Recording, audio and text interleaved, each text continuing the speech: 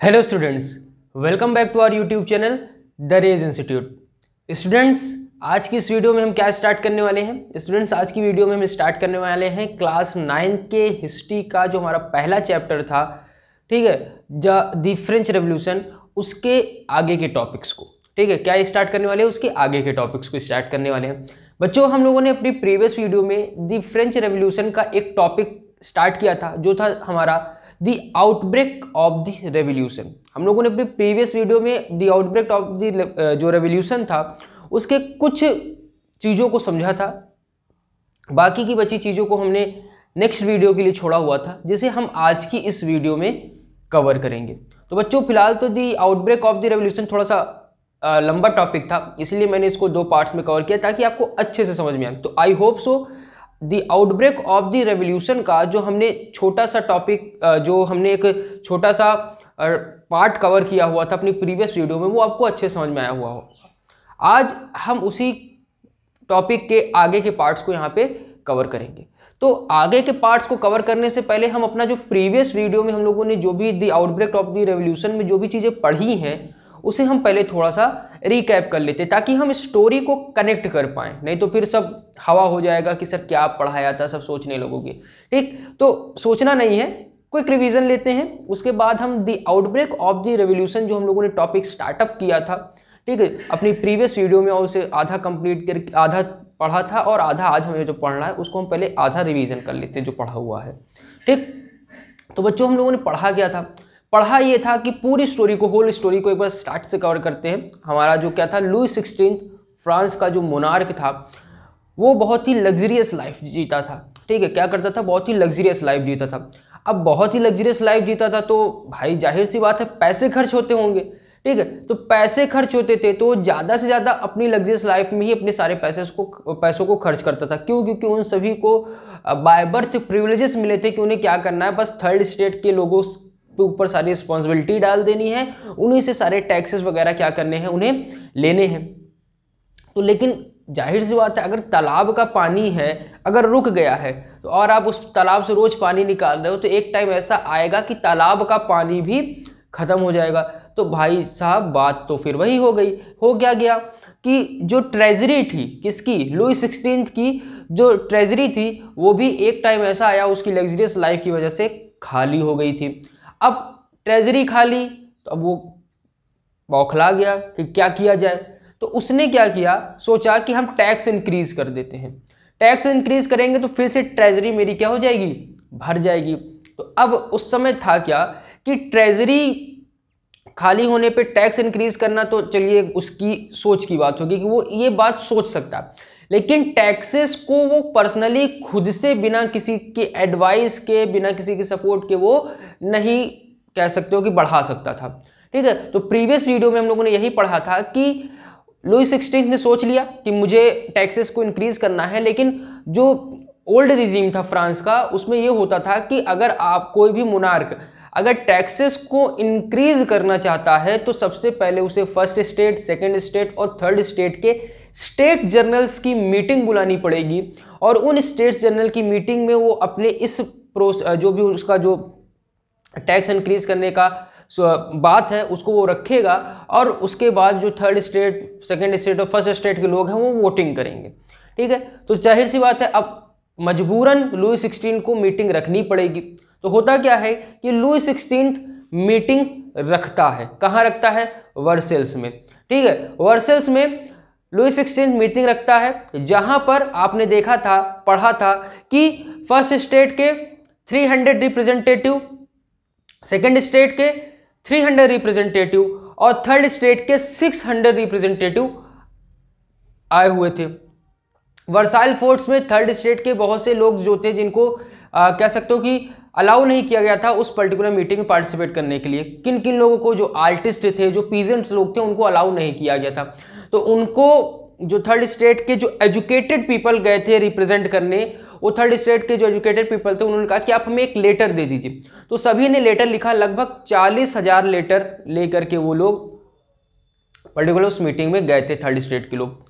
अब मीटिंग शुरू होने की बात थी, तो मीटिंग में अपना जो पर्पस था लुई 16 ने रखा कि हम टैक्स इंक्रीज करना चाहते हैं, टैक्स इंक्रीज करना चाहते हैं। चलिए बात ठीक है, लेकिन ओल्ड रिजीम जो था फ्रांस का, वहां पे ये होता था कि अगर कोई भी स्टेट वोट करता है तो उस पर्टिकुलर स्टेट का एक वोट काउंट किया जाता था। यानी अगर 300 पीपल जो हैं फर्स्ट स्टेट के, अगर वो वोट करते हैं तो उन्हें उनका वोट एक वोट काउंट किया जाएगा। अब इस बात से जो थर्ड स्टेट के एजुकेटेड पीपल थे, यानी जो मिडिल क्लास था, वो अपोज करने लगा कि नहीं, अगर 300 पीपल हैं तो 300 वोट काउंट किया जाएगा, यानी हर एक इंडिविजुअल का एक वोट काउंट किया जाएगा। उन्होंने इस तरीके से लुई 16 को अपोज किया। लेकिन लुई 16 अपनी उसमें था, ठीक है, अपने घमंड में था। लुई 16 ने उनकी बातों को नेग्लेक्ट कर दिया, एक्सेप्ट ही नहीं किया। अब लुई 16 ने उनकी बात को एक्सेप्ट नहीं किया तो जो थर्ड स्टेट के एजुकेटेड पीपल थे, उन्होंने प्रोटेस्ट करते हुए उस असेंबली से वो बाहर आ गए। अब थर्ड स्टेट के लोग असेंबली से बाहर आ गए तो लुई 16 का जो टैक्स इंक्रीज करने की बात थी वो वहीं धरी की धरी रह जाती है। क्यों? क्योंकि ओल्ड रिजीम में यही था कि तीनों स्टेट के स्टेट जनरल्स का होना जरूरी है और जब वो हाँ करेंगे तभी आप टैक्स इंक्रीज कर सकते हो। तो लुई 16 टैक्स इंक्रीज नहीं कर पाता है और थर्ड स्टेट के जो लोग थे वो कहाँ चले आते हैं? प्रोटेस्ट करते हुए बाहर चले आते हैं। ठीक, अब सभी के सभी लोग प्रोटेस्ट करते हुए बाहर आते हैं। कुछ दिन वो ठहरते हैं, ठीक है, थोड़ी देर वो कुछ समय तक वो रुकते हैं। उसके बाद वो क्या करते हैं, वो दिमाग लगाते हैं कि अब हमें क्या करना पड़ेगा, कुछ करना पड़ेगा, हमें मोनार्क की पावर को बांधना पड़ेगा। अब मोनार्क की पावर को बांधेंगे कैसे? अब कोई बिल्ली तो है नहीं कि उसको रस्सी से बांध दिया जाएगा, ठीक है। तो उनको मोनार्क की पावर को बांधनी थी, यानी उन्हें रिस्ट्रिक्ट करना था, उसकी पावर को लिमिट देनी थी एक। तो उसके लिए उन्होंने कहा कि हमें कॉन्स्टिट्यूशन बनाना पड़ेगा।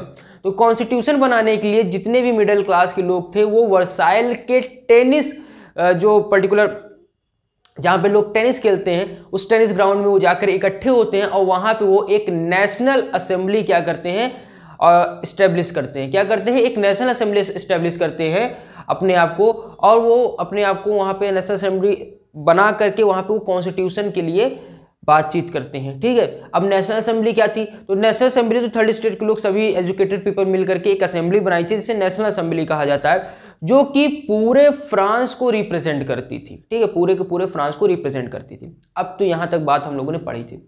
उसके बाद हम लोगों ने और भी चीज़ें देखी थी कि किसी भी इवेंट को कराने के लिए लीडरशिप की बहुत जरूरत होती है या गाइडेंस की बहुत नीड होती है, ठीक। तो आपकी इस नेशनल असेंबली को गाइड किसने किया था? तो इस नेशनल असेंबली को गाइड किया था, हम लोगों ने प्रीवियस वीडियो में पढ़ा था कि मार्बियो और अबेसियस, ठीक है, मार्बियो और अबेसियस नाम के फर्स्ट स्टेट और सेकंड स्टेट के दो लोग थे, दो पर्सन थे, जिन्होंने थर्ड स्टेट को क्या किया था, पर्टिकुलर लीड किया था, ठीक है बच्चों। अब यहां तक हम लोगों ने अपनी प्रीवियस वीडियो में ये सारी चीजें पढ़ी थी। आई होप ये जो मैंने आपको स्टोरी से कनेक्ट कराया है, जो थोड़ा सा क्विक रिवीजन दिया है, आपको सारी चीजें याद आ गई होंगी, ठीक है बच्चों।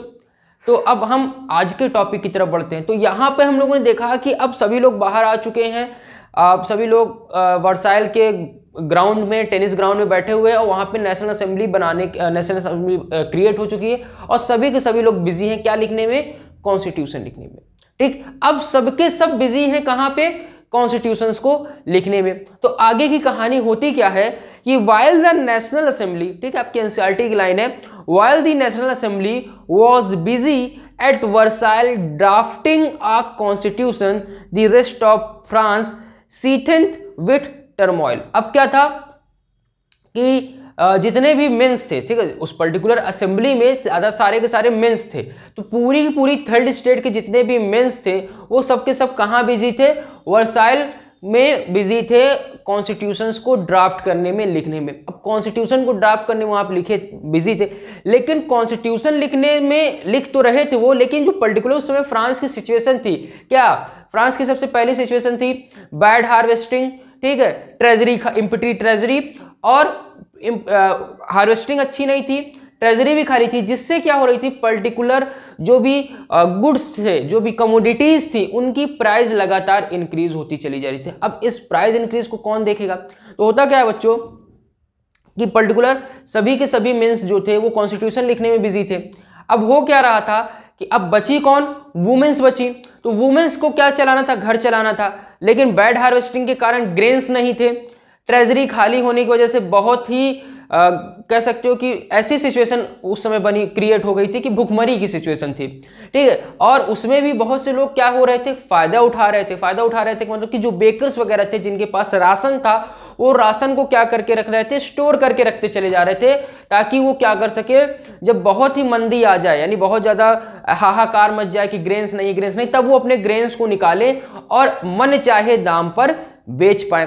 तो हो क्या रहा था, ये सारी चीजें हो रही थी। तो जो वुमेन्स थी, ठीक है, उस समय की जो वुमेन्स थी, अब उन्होंने देखा कि पैसे नहीं है, प्लस फूड ग्रेन्स का बैड हार्वेस्टिंग कारण फूड ग्रेन्स भी नहीं है, और जो बचे कुछ फूड ग्रेन्स है उनको भी बेकर्स ने क्या किया है, ब्लैक मार्केटिंग के लिए कंटेन करके रखा हुआ है ताकि वो महंगे दामों पर बेच पाए। तो इससे क्या, अब उनके दिमाग में चला था कि अब इस सिचुएशन में हम अपने बच्चों का पेट कैसे भरें, अपने घर को कैसे चलाएं, क्योंकि भाई बाकी तो आदमी जो थे, मेंस जो थे, वो कहाँ बिजी हैं, कॉन्स्टिट्यूशन बनाने में बिजी हैं। अब भाई कॉन्स्टिट्यूशन बनाने से घर तो चलेगा नहीं, घर कौन चला रहा था, वुमेन्स चला रही थी। तो वुमेन्स ने जब इस तरीके की सिचुएशन को फेस किया, तो एक टाइम होता है कि आदमी कब तक सहन करेगा। तो वुमेन्स ने जब तक सहन हो सका उन्होंने सहन किया, उसके बाद वो क्या हो गई, बौखला गई। अब वो एंग्री वुमेन्स जो थी, तो क्या हुआ, crowd of angry womens stormed into the shop at the same time the king, ठीक है। अब क्या हुआ कि जो एंग्री वुमेन्स की क्राउड थी, सभी जो भी जितनी भी महिलाएं थी, उन एंग्री वुमेन्स का जो क्राउड था, वो जाकर के जितने भी बेकर्स के शॉप थे उनको मारना पीटना शुरू कर दिया। ठीक है, आओ तुम लोग बहुत बदतमीजी कर रहे हो, फूड ग्रेन्स रोके, हमारे बच्चे भूखे हैं। तो वो गुस्से में जो वुमेन्स थी उन्होंने क्या किया, जो राजा थे उनके गार्ड्स वगैरह को पीट पाट दिया, ठीक है, जो शॉप का मालिक वगैरह था उनको पीटना उठना शुरू कर दिया। अब होता क्या है कि इस पर्टिकुलर सिचुएशन को देख करके राजा को लगता है कि अब इसको रोकना जरूरी है, ठीक है, क्योंकि बहुत ज्यादा हो रहा है अब। तो राजा क्या करता है, at the same time the king ordered troops to move in Paris. तो इस पर्टिकुलर सिचुएशन को हैंडल करने के लिए जो लुई 16 था उसने पेरिस में किसको भेज दिया, ट्रूप्स को भेज दिया, यानी आर्मी भेज दी कि आर्मी आप जाइए और पेरिस में जो अनफेवरेबल कंडीशन चल रही है, अनफेवरेबल सिचुएशन जो चल रही है, इसको आप हैंडल करिए। तो अब यहां आप थोड़ा सा पॉज लीजिए और स्टोरी को, चैप्टर को स्टार्ट से कनेक्ट कीजिए। स्टार्ट से कनेक्ट करने के लिए मैंने क्यों बोला, क्योंकि आपको याद होगा कि हम लोगों ने अपना चैप्टर फ्लैशबैक से स्टार्ट किया, तो वही फ्लैशबैक अब हम लोग यहाँ पे देख रहे हैं कि क्या हुआ था कि राजा ने पेरिस में ट्रूप्स को भेज दिया था। लोगों ने सोचा कि हमें मारने के लिए आए हुए हैं, तो लोगों ने बास्टाइल फोर्ट को भी क्या कर दिया था, डिस्ट्रॉय कर दिया था उनसे लड़ने के लिए। तो वहां जो हम लोग फ्लैशबैक से स्टार्ट किया था, स्टोरी को कनेक्ट करते हुए आइए और देखिए हम लोग फिर वहां पे आ गए।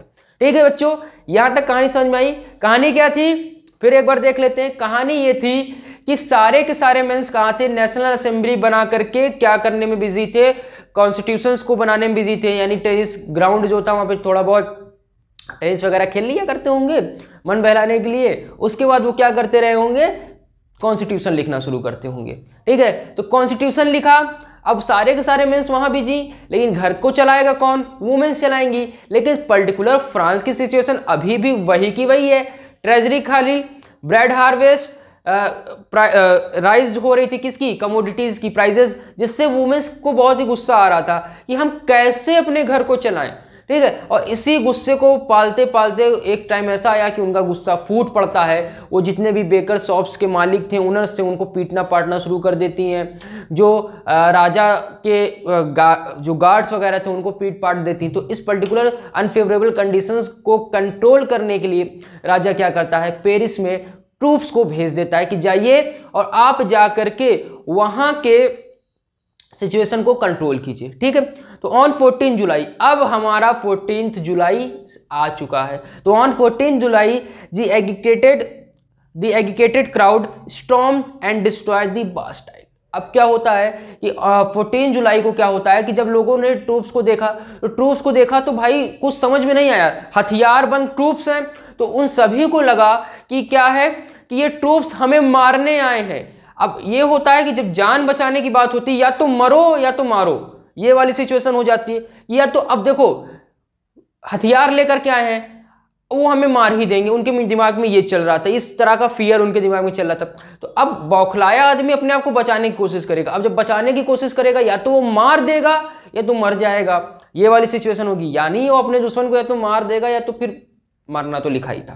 तो इस सिचुएशन में तो वहां पे लोगों को जब देखा कि ये ट्रूप्स वगैरह आ गए हथियार लेकर के, तो उन्होंने सोचा कि हमें अब करो या मरो की स्थिति है, तो अब हमें क्या करना होगा, इन्हें रोकना होगा। तो सबके सब क्या करते हैं, हथियारों की खोज में इधर उधर भटकते हैं और फिर वो क्या करते हैं, जो ट्रूप्स हैं उनको मार पीट के बास्टाइल फोर्ट, जो कि बताया गया था मैंने कि जो मुनार्क होते थे, जो मुनार्क होता था बास्टाइल फोर्ट उनको रिप्रेजेंट करने का काम करता था, तो उनका सारा गुस्सा उन्होंने किस पे निकाल दिया, अपना बास्टाइल फोर्ट पर निकाल दिया। तो उन्होंने क्या किया था, पूरी तरीके से उस भीड़ ने बास्टाइल फोर्ट को डिस्ट्रॉय कर दिया, तहस नहस कर दिया था। ठीक है बच्चों, तो ये तो कहानी हो गई आपकी पर्टिकुलर, आप देखोगे तो ये शहरों में एक कहानी चल रही थी, ठीक है, शहर में कहानी चल रही थी। अब कंट्री साइड में भी कुछ चीजें होंगी, तो यहां तक आई होप आपको कहानी समझ में आई होगी। अब आगे देखते हैं, तो कंट्री साइड रूमर्स, तो कंट्री साइड में रूमर फैल गया था, ठीक, अफवाह फैल गई थी। तो दो चीजें बहुत तेजी से फैलती हैं, ठीक है, एक अफवाह कह सकते हैं, ठीक है, अफवाह क्या होती है, बहुत तेजी से, तो क्या मतलब अफवाह की बात की जाए तो अफवाह बहुत ही तेजी से फैलने वाली चीज है, मतलब हाथ पैर नहीं होता उसका, लेकिन इतनी तेज फैलती है कि आग को पीछे छोड़ दे, आग की तरह फैलती है, ठीक है। एक तो आग बहुत तेज फैलती है और एक अफवाह, ठीक है, तो दोनों सिमिलर ही है एक तरीके से, मान लीजिए बहुत तेजी से अफवाह फैली। कहाँ फैली, कंट्री साइड यानी ग्रामीण क्षेत्रों में, यानी गांव एरिया में क्या हुआ, एक अफवाह फैल गई, यानी ट्रूप्स वगैरह जब वहां पे पेरिस में आते हैं लोगों को रोकने के लिए, तो उसी को जोड़ते हुए एक अफवाह फैल गई। अफवाह क्या फैल गई, in the countryside rumours spread from village to village that the lord of manor had hired bands of the brigands who were on their way to destroy the ripe crops. ठीक है, हुआ क्या था, Paris पे troops वगैरह आ गए थे, Paris पे ट्रूप्स वगैरह आए थे, तो भैया उन्होंने क्या किया, रोकने की कोशिश की, पीट पाट के भगा दिया लोगों ने। उसके बाद क्या हुआ कि ग्रामीण क्षेत्रों में ये अफवाह फैल गई, गांव से गांव में ये अफवाह फैल गई कि जो गांवों में मैनोर है, जो फ्यूडल लॉर्ड्स हैं, ठीक है, मैनोर अर्थात यानी कह सकते हो आपके जो फ्यूडल लॉर्ड्स हैं, जिनके अंडर में 3-4 गांव हैं और उन 3-4 गांवों से वो क्या लेते हैं, टैक्स वसूलते थे। तो उन फ्यूडल लॉर्ड्स, अफवाह फैल गई कि जो मैनोर हैं, ठीक है, जो फ्यूडल लॉर्ड्स हैं, वह जो हमारी फसलें हैं, यानी ग्रामीणों की जो फसलें हैं, उनको डिस्ट्रॉय कर देंगे। किसको रोकने के लिए, इस भीड़ को रोकने के लिए, भीड़ के गुस्से को कंट्रोल करने के लिए वो हमारी फसलों को क्या कर देंगे, तहस नहस कर देंगे, नष्ट कर देंगे। क्या अफवाह थी, मैंने बताया कि अफवाह गांव से गांव में, कंट्री साइड में, गांव से गांव में क्या हो गई, अफवाह फैल गई कि जो मैनोर है, जो फ्यूडल लॉर्ड हैं, वो हमारी खड़ी फसलों को, जो हमारी अच्छी खासी फसलें हैं, उनको वो अपनी गुस्से को शांत करने के लिए, भीड़ को शांत करने के लिए वो हमारी फसलों को क्या कर देंगे, डिस्ट्रॉय कर देंगे। अब बात खाने पे आ गई, ठीक है, वैसे ही बैड हार्वेस्टिंग थी, अब वो लोग क्रॉप्स को भी खत्म करने की बात। तो अब इसमें जो ग्रामीण क्षेत्र के जो पीजेंट्स थे वो पागल हो गए कि अरे ऐसा कैसे हो सकता है, अब हमें इनको भी सबक सिखाना पड़ेगा। तो इस र्यूमर्स के चलते हुआ क्या कि frenzy of fear peasants in several districts seized hoes and pitchforks and attack chateaux. ठीक है, अब क्या हुआ कि फियर के कारण, डर के कारण सेवरल डिस्ट्रिक्ट्स, ठीक है, हर जगह के, हर एक डिस्ट्रिक्ट के जो भी पीजेंट्स थे, उनके वो अपने हाथ में जो भी फार्मिंग के जो भी टूल्स होते हैं, उन फार्मिंग के टूल्स को एज अ वेपन के तरीके यूज करते हुए वो लोग निकल पड़े। और निकल पड़े कहाँ, और निकलते हुए उन्होंने कहाँ पे अटैक कर दिया, जो चटॉक्स थे, यानी कि जहाँ पे फ्यूडल लॉर्ड्स वगैरह, एक ऐसा महल जहाँ पे फ्यूडल लॉर्ड्स या मैनोर लोग रहते थे, वहाँ पे उन्होंने क्या कर दिया, हमला कर दिया। और जब लोगों ने वहां पे हमला कर दिया तो जो फ्यूडल लॉर्ड्स थे उन्होंने भीड़ को आता हुआ देखा, तो भाई भीड़ का कोई चेहरा नहीं होता पहली चीज, और भीड़ जब मारती है तो बड़ा दर्द होता है। तो ये सारी चीजें फ्यूडल लॉर्ड जानते थे। जब फ्यूडल लॉर्ड इस बात को जानते थे तो उन्होंने कहा कि ऐसा है, जान है तो जहान है, भागो यहां से। तो वो सब के सब मैनोर्स भाग खड़े होते हैं, ठीक है, यानी चटॉक्स को, यानी जो उनका महल था, उनको वो क्या करते, खाली करके वहां से भाग जाते हैं। आगे क्या होता है, they looted hoarded grains and burnt down document contain crops record of manorial dues। ठीक है, manorial dues जो था, ठीक है, manorial dues हम लोगों ने प्रीवियस वीडियो में पढ़ा था कि manorial dues में क्या होता था कि पर्टिकुलर जो फ्यूडल लॉर्ड्स थे, ठीक है, फ्यूडल लॉर्ड्स पीजेंट्स को अपनी ज़मीन देते थे, वहाँ पे खेती करने के लिए देते थे और उनसे टैक्सेस वगैरह वसूलते थे। तो कुछ डॉक्यूमेंट बनता था, ठीक है। तो मैनेरियल ड्यूज के डॉक्यूमेंट्स भी उस चेटॉक्स में रखे हुए थे। तो अब इस सोने पे सुहागा, ठीक है, तो उन्होंने चेटॉक्स पे कब्जा किया हुआ था। तो उन्होंने क्या किया, जितने भी डॉक्यूमेंट्स थे, ठीक है, मैनेरियल ड्यूज के, ठीक है, मैनोरियल ड्यूज के जितने भी डॉक्यूमेंट्स थे उनको क्या कर दिया, उन्होंने बंद कर दिया, जला के राख कर दिया। कहा कि ना रहेगा बांस ना बजेगी बांसुरी, ठीक है। तो उन्होंने क्या कर दिया, उस मैनोरियल ड्यूज के जो भी डॉक्यूमेंट्स थे उनको पूरी तरीके से जला दिया। फिर क्या हुआ, a large number of nobles fled from their homes, many of them migrating to neighbouring countries. और मैंने भी आपको बताया कि जान है तो जहान है कि जो भी नोबल्स थे, जो भी सेकंड स्टेट के लोग थे, वो लोग क्या करते हैं, अपनी जान को बचाते हुए अगल बगल की जो नेबरिंग कंट्रीज थी वहाँ माइग्रेट हो जाते हैं, अर्थात भाग जाते हैं। तो आई होप बच्चों यहाँ तक कहानी आपको बिल्कुल अच्छे से क्रिस्टल क्लियर हो गई होगी, ठीक है। तो अब यहाँ पे क्या हुआ, लोगों ने भागना शुरू कर दिया। तो अब सिचुएशन बड़ी अटपटी हो गई थी, ठीक है। अब सारा का सारा कंट्रोल देखा जाए तो धीरे धीरे किसके हाथ में आ रहा था, फ्रांस के सिटीजन्स के हाथ में आ रहा था। तो अब आगे क्या कहानी होती है, तो आगे की कहानी को देखते हैं। तो आगे क्या हुआ होता है कि faced with the power of his revolting subject, ठीक है, faced with the power of his revolting subject. Revolting subject मतलब क्या, राजा, और राजा के अंदर में जो भी लोग आते हैं वो उसके सब्जेक्ट है। तो उसने देखा कि जो रेवोल्यूटिंग सब्जेक्ट है, ठीक है, वो पूरी पावर के साथ अब हम मुझे निपटाने में लगी हुई है। तो अब भाई लुई 16 बेवकूफ़ तो था नहीं, उसके दिमाग में भी बात आई, भाई जान है तो जहान है। तो Louis 16 finally accorded recognition to the National Assembly and accepted the principle that his power would from now be checked by a constitution। अब लुई 16 जो था उसको जान है तो जहान है वाली कहानी समझ में आ गई और उसने नेशनल असेंबली को एक्सेप्ट किया। नेशनल असेंबली की जो भी सिद्धांत थे, जो भी प्रिंसिपल थे, उनको एक्सेप्ट किया और उसने माना कि अब मैं जो भी काम करूंगा वो कॉन्स्टिट्यूशन के बिहाफ पे करूंगा और मेरे काम को कॉन्स्टिट्यूशन के थ्रू चेक्ड किया जा सकेगा। क्या बताया मैंने कि फ्रांस की जनता के भड़कने पर लुई 16 का दिमाग सीधा हो गया। लुई 16 का दिमाग सीधा हो गया, उसने कहा कि भैया जान है तो जहान है। नेशनल असेंबली को उसने एक्सेप्ट किया, नेशनल असेंबली के जो भी प्रिंसिपल्स थे उनको एक्सेप्ट किया और उसके बाद उसने ये भी एक्सेप्ट किया कि जो भी आप कॉन्स्टिट्यूशन बनाओगे मैं उसे हंसते हंसते गले लगा लूंगा, अर्थात मैं आप जो कॉन्स्टिट्यूशन बनाओगे अब मैं उसी कॉन्स्टिट्यूशन के बिहाफ पर रूल करूंगा, ठीक है। आई होप यहां तक बात समझ में आपको आई होगी। अब लुई 16 थे इतना सारी चीजें बोल दी, तो आउटकम क्या निकलता है इस बात का, तो आउटकम निकलता है कि on the night of 4 August 1789 the assembly passed the decree abolishing the feudal system of obligations and taxes, ठीक है, feudal system of obligations and taxes। तो 4 अगस्त 1789 को जो असेंबली थी उसने असेंबली ने एक पर्टिकुलर कह सकते हो कि लॉ पास किया, ठीक। उस लॉ पास में क्या हुआ था कि उन्होंने फ्यूडल सिस्टम जो था और जो फ्यूडल सिस्टम से लोग टैक्सेस वसूलते थे उसको पूरी तरीके से खत्म कर दिया उसने। मतलब कि जो नेशनल असेंबली थी उसने एक लॉ लाया, उस लॉ में उन्होंने फ्यूडल लॉर्ड्स का जो कंसेप्ट था उसको खत्म कर दिया और जो फ्यूडल लॉर्ड्स बैठ करके टैक्सेस वसूलते थे उस पूरी चीज को भी उन्होंने खत्म कर दिया, ठीक। आगे क्या हुआ, member of the clergy too were force to give up their privileges, ठीक है। और जो क्लर्जी थे यानी जो फर्स्ट स्टेट के लोग थे जो बाय बर्थ प्रिविलेजेस एंजॉय कर रहे थे, उनके बाय बर्थ प्रिविलेजेस को भी उन्होंने क्या कर दिया, खत्म कर दिया, ताकि इक्वलिटी आ सके, ठीक है, समानता की भावना आ सके। क्यों, क्योंकि सबको भगवान ने बनाया है, सब एक जैसे है, तो किसी को बाय बर्थ प्रिविलेजेस कैसे मिल सकता है। तो इस माइंड सेट के साथ उन्होंने क्या किया, जो बाय बर्थ प्रिविलेजेस का जो उस समय कहानी चल रही थी उस कहानी को पूरी तरीके से उन्होंने खत्म कर दिया। आगे क्या हुआ होता है, थीसेस वर अबॉलिश्ड, ठीक है, tithes were abolished and land owned by the church were कन्फिक्टेड।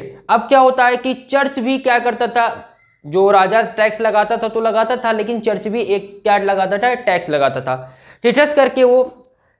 Theses करके वो एक टैक्स लगाता था। तो पर्टिकुलर नेशनल असेंबली ने उस थीसेस एक्ट जो भी आपका जो टैक्स था उसको वो क्या कर देते हैं, खत्म कर देते हैं और कहते हैं कि आप चर्च में हो तो चर्च में भगवान की पूजा करनी है आपको, ना कि टैक्स लेने हैं।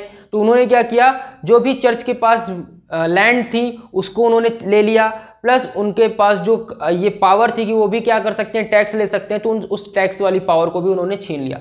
अब उन्होंने कहा कि आप सिर्फ भगवान का भजन करिए, बाकी उसके लिए, उनके भजन के लिए और उनकी पूजा के लिए आपको लैंड और टैक्स की ज़रूरत नहीं है। तो उन्होंने लैंड और टैक्स उनसे, चर्च से ले लिए। अब रिजल्ट क्या निकलता है, as result the government accurate assist worth least 2 billion livres. अब इससे क्या हुआ, उन्होंने 2 बिलियन लीवर्स, यानी उस समय लीवर्स जो थी वहाँ की करेंसी थी, तो 2 बिलियन लीवर्स उन्होंने क्या किया था, इस तरीके से रिस्टोर कर लिया था, ठीक है, निकाल लिया था।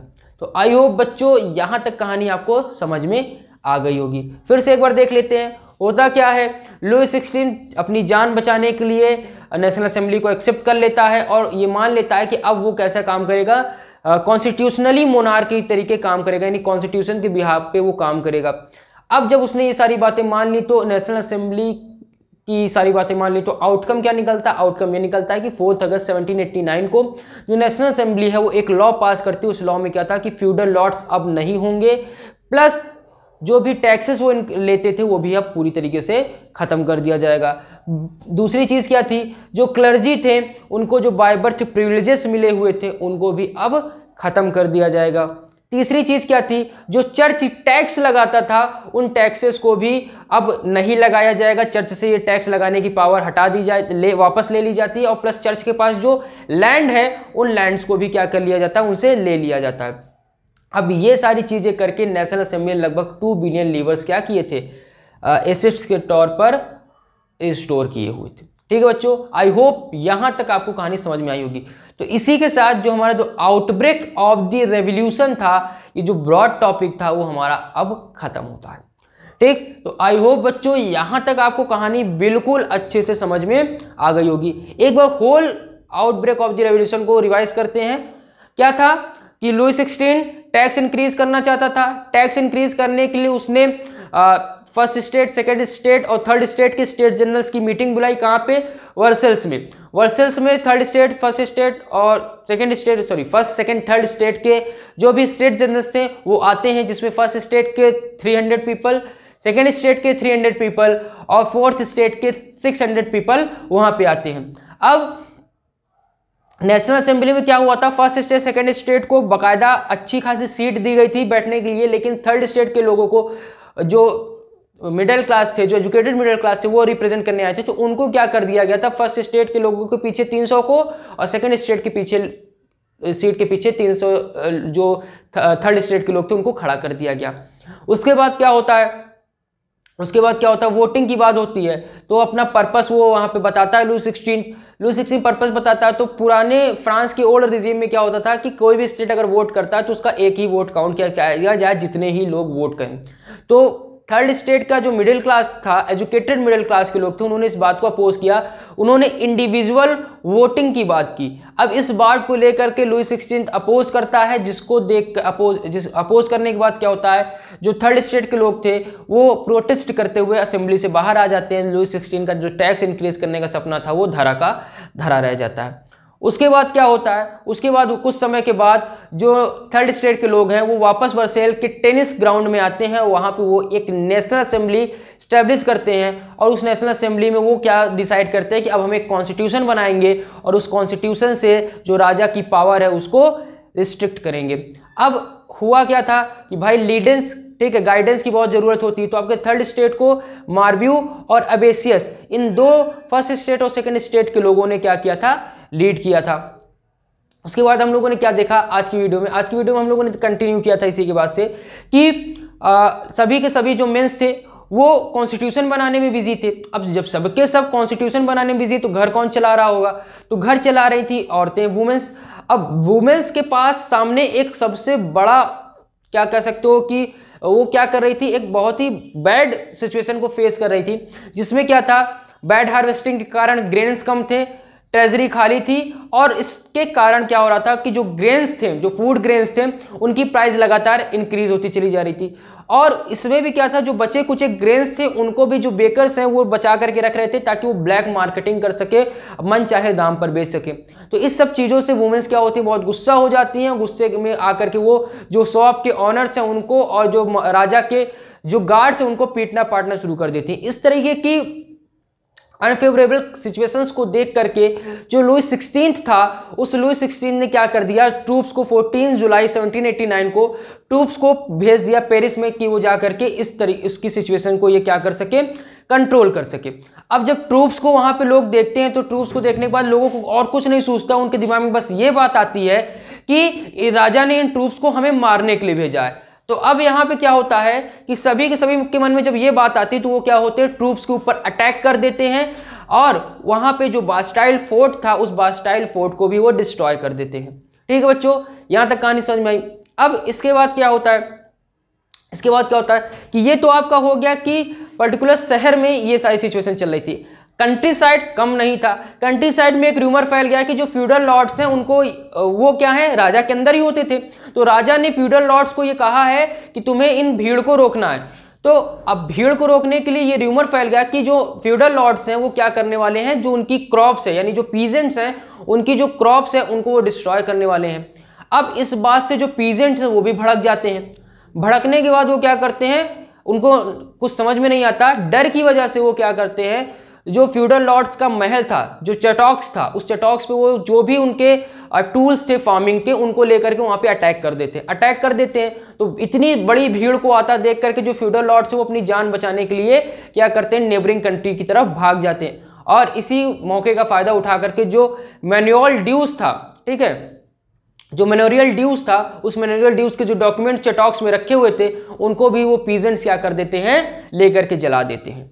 यहां तक कहानी समझ में आई। उसके बाद क्या होता है, उसके बाद क्या होता है, लुई 16 जब देखता है कि अब सिचुएशन कंट्रोल में नहीं आ सकती तो वो क्या करता है, अपनी जान बचाने के लिए वो कहता है कि मैं नेशनल असेंबली को एक्सेप्ट करता हूं, नेशनल असेंबली के जो भी सिद्धांत हैं, जो भी प्रिंसिपल्स हैं, मैं उनको एक्सेप्ट करता हूं और जो भी आप कॉन्स्टिट्यूशन बनाओगे मैं उसे हंसते हंसते स्वीकार करूंगा। यानी अब मैं कॉन्स्टिट्यूशनल मोनार्क बन जाऊंगा, यानी कॉन्स्टिट्यूशन के बिहाफ पे अब सारी की सारी चीजें करूंगा। अब जब ये मोनार्क ये सारी बातों को मान लेता है तो आउटकम क्या निकलता है, आउटकम ये निकलता है कि 4 अगस्त 1789 को क्या होता है कि जो नेशनल असेंबली एक लॉ पास करती है, उस लॉ में क्या होता है, पहली चीज की जो फ्यूडल लॉर्ड्स होंगे वो अब नहीं रहेंगे और जो वो टैक्स वसूल करने का काम करते थे वो भी अब बंद कर दिया जाएगा। ठीक, दूसरी चीज क्या हुई, दूसरी चीज हुई कि जो क्लर्जी थे यानी फर्स्ट स्टेट के जो लोग थे, वो फर्स्ट स्टेट के लोगों को जो बाय बर्थ प्रिविलेजेस मिले हुए थे उन प्रिविलेजेस को भी अब क्या कर दिया जाएगा, पूरी तरीके से खत्म कर दिया जाएगा। तीसरी चीज क्या थी, तीसरी चीज थी कि जो चर्च को टैक्स लेने का अधिकार था उस टैक्स लेने के अधिकार को भी खत्म कर दिया जाएगा और जो चर्च लैंड को होल्ड करके बैठा हुआ है उस लैंड को भी उनसे ले लिया जाएगा। ठीक, तो उनसे लैंड और टैक्स को लगाने का वो जो भी पावर थी उसको क्या कर लिया गया, ले लिया गया। एज पर रिजल्ट क्या आता है कि 2 बिलियन लीवर्स क्या कर लेती है, जो समय की गवर्नमेंट होती है, जो नेशनल असेंबली होती है, वो क्या कर लेती है, रिस्टोर कर लेती है। ठीक है बच्चों, तो आई होप ये जो पूरी कहानी थी दी आउटब्रेक ऑफ द रेवोल्यूशन की वो आपको अच्छे से समझ में आ गई होगी, क्रिस्टल क्लियर होगा आपको पूरा टॉपिक।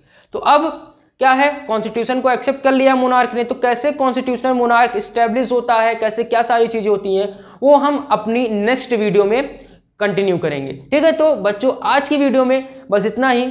आई होप सो आपको वीडियो पसंद आई होगी। अगर वीडियो पसंद आई हो तो वीडियो को ज़्यादा से ज़्यादा अपने दोस्तों के साथ शेयर करें, वीडियोस को लाइक करें और इसी तरीके हमारे साथ जुड़े रहें और पढ़ते रहें। Thank you so much.